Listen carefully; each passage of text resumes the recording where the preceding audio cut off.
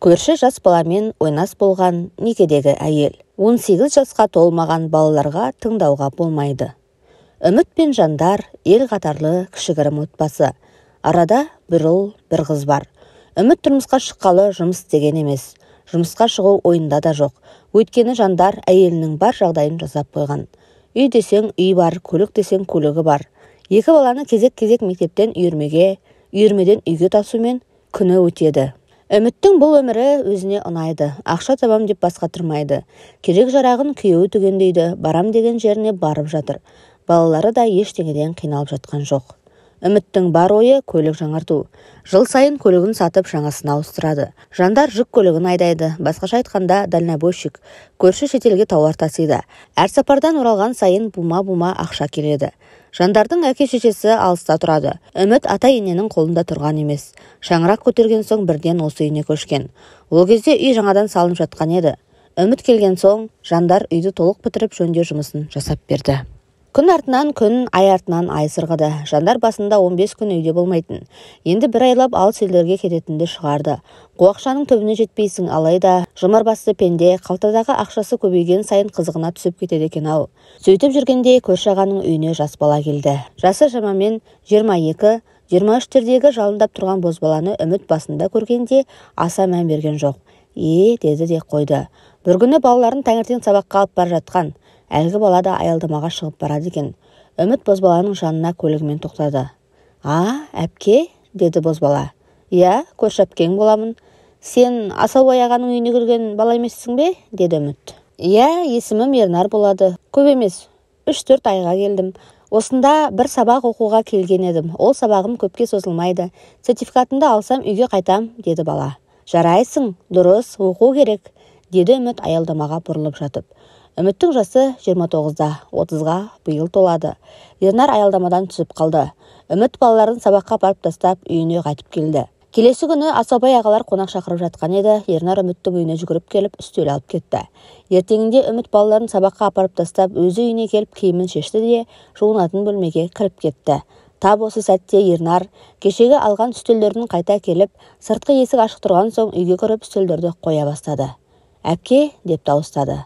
Тым-тырыс, тек жуынатын бөлмеден сарылдап аққан судың дауысы естіледі. Ернар жуынатын бөлменің есігін ашып қалып еді, тұр жалаңаш жуынып жатқан Үмітті көрді. Үміт Ернарды көріп айғайлап жіберді. Әпке, кешіріңіз, мен байқамай қалдым, деді де Ернар үйден жүгіріп сыртқа шықты. Үміт апыл-ғұпыл жуынып, киініп далаға шығып еді, Ернар безіп үлгеріпті. Ішінен біртүрлі болып қалды, өзі де түсінбейді. Жалаңаш денесін күйеуінен өзге ешкім көрмеген еді. Ернар үйіне келді де бөлмесіне кіріп, есікті жауып ұзақ тұрды. Үміттің жалаңаш бейнесі көз алдынан кетпейді. Осы сәттен бастап бозбаланың жүрегіне шоқ түсті. Арада бірер уақыт өткенде Үміт пен Ернар көшеде кездесті. Үміт есік алдын сыпырып жинап жүреді. Ту сыртынан біреудің тесіліп қарап тұрғанын көріп, жалт қараса, Ернар тұр. Көмектесейін бе? Деді Ернар. Бұл жолы әпке демеді. Сен бе? Сен не істеп жүрсің мұнда? Деді Үміт сасқалақтап. Жай өтіп бара жатып сені көріп қалдым, деді Ернар. Сен, дейді, сіз демейді. Мен ішке кіремін, деді Үміт қыздай майысып. Жалғызсың ба? Деді Ернар. Онда мен сенімен бірге кірсем бола ма? Деді жігіт. Жүр, Үміт жігітті үйге кіргізді. Үйде тірі жан жоқ, екі бала сабақта. Шай қояйын, деді әйел. Жоқ, шай ішпеймін, деді Ернар. Арада үнсіздік орнады. Үміт тұла бойы босаңсып, жүрегі алабұртып соға бастады. Еркекпен оңаша қалған әйелдің ойлануға мұршасы жоқ. Дәл қазір тек бір ғана нәрсені аңсап тұр еді. Ернар Үміттің білегін ақырын сипалады. Сөйтті де белінен құшақтап, ернінен қадалып сүйді. Үміт жігіттің кеудесінен итерді. Не болды? Деді Ернар сыбырлап. Қазір есікті ішінен кілтеп келейін, деді Үміт. Ернар мен Үміт қараңғылау бөлмеге барды. Қуыста бір бөлме бар еді. Сол жаққа кірген бетте Ернар Үмітті еденге жатқызды да үстіне мінді. Ернінен, мойнынан сүйді. Әйелдің екі аяғын екі жаққа керіп, көп ойланбай жылы жеріне сайманын соғып жіберді. Әйелдің бойы балқыды. Ернарда құмарлығы қанбай ұзақ шапты. Жас жігіттің жалыны бойын шарпыған Үміттің жаны рахаттанды. Ернардың қуатты құшағында өзін бақытты сезінді. Еркекке тән иісін құмарлана жұтты. «Сен сондай сұлусың», деді Ернар. Үміт үндемеді. «Тоқтамашы», деді әйел. Ернар мен Үміт ұзақ уақыт жан алысып жан берісті. Тіпті өз күйеуінен мұндай рахатты сезінбеп еді.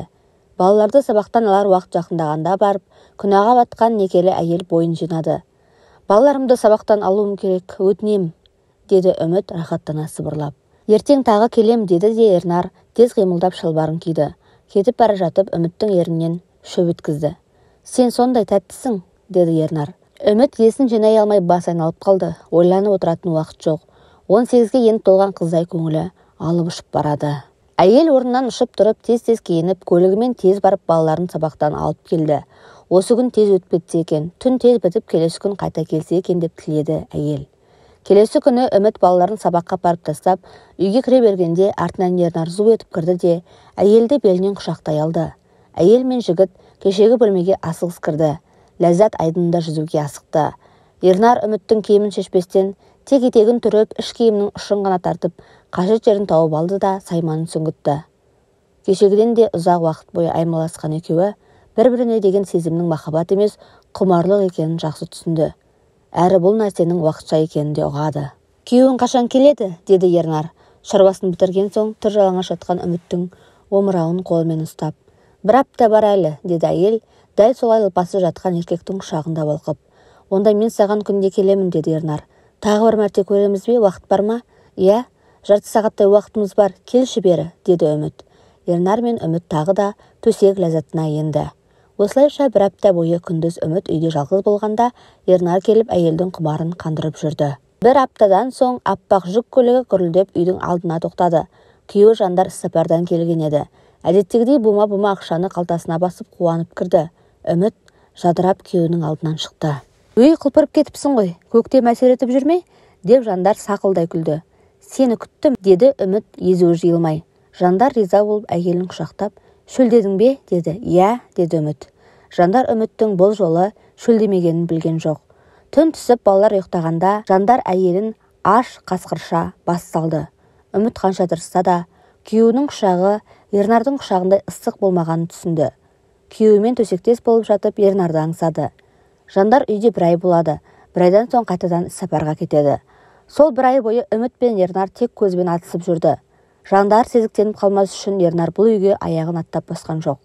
Жандар іссапарға кеткен бойда Ернар аңдып жүріп Үмітке келді.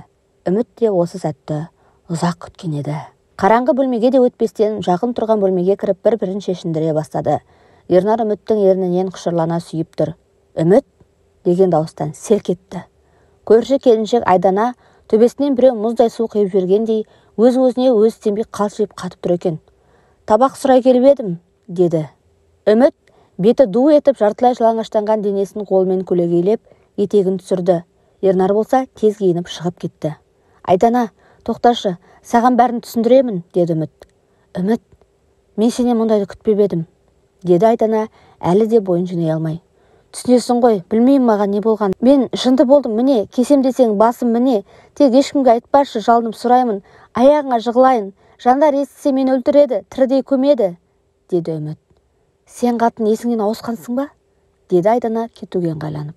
«Кетпеші, жалынамын», деп жылады Үміт. «Жалынып сұраймын, ешкімге айтпашы, ақыңды берейін. Қанша сұрайсың, ақшаңды берейін», деді сосын. Айдана үндемеді. Үміт жүгіріп барып бөлмесінен 20 000 теңгені алып шықты да көрші келіншекке ұсынды.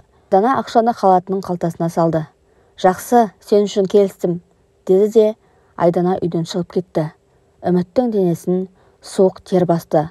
Осы кезде барып өзінің не істеп жүргенін ұғынғандай болды.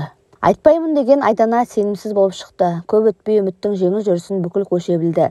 Жандарға хабар қалай жеткенін кім білсін. Біраздан соң күйеуі әйеліне хабарласты. Үміт саусағы дірілдеп қоңырауды көтерді. «Сені өлтірем, үйге жетіп алайын. Ажалың менен болады», деді де Жандар ақырып телефонды лақтырып жіберді. Үміт не істерін білмей, қанаты күйген көбіліктің күйін кешті. Сол күні кеште Ернар 1-ші рейспен туған қаласына ұшып кетті. Келіншекпен қоштасқан жоқ. Ләм-мим деп аузын ашпаған күйі қашты жігіт. Жандар сапардан оралғанда үйдің сыртындағы қара құлыпты көрді. Үміт 2 баласын алып төркініне қашып кеткен еді. Осылайша бір шаңырақ шайқалды. Әйелдің опасыздығын кешіре алмаған күйеуі сотқа барып ажырасуға арыз берді. Үміт әп-әдемі өмірінен, адал жарынан айырылды. Арада 1 жылда өткен жоқ, жандар жас қызға үйленіп алды. Бүкіл жағдайы жасалған үлкен үйге жас қызды некелі жары етіп кіргізіп алды. Ал Үміт аяқтамаған 2 баламен төркінде сансырап қала берді.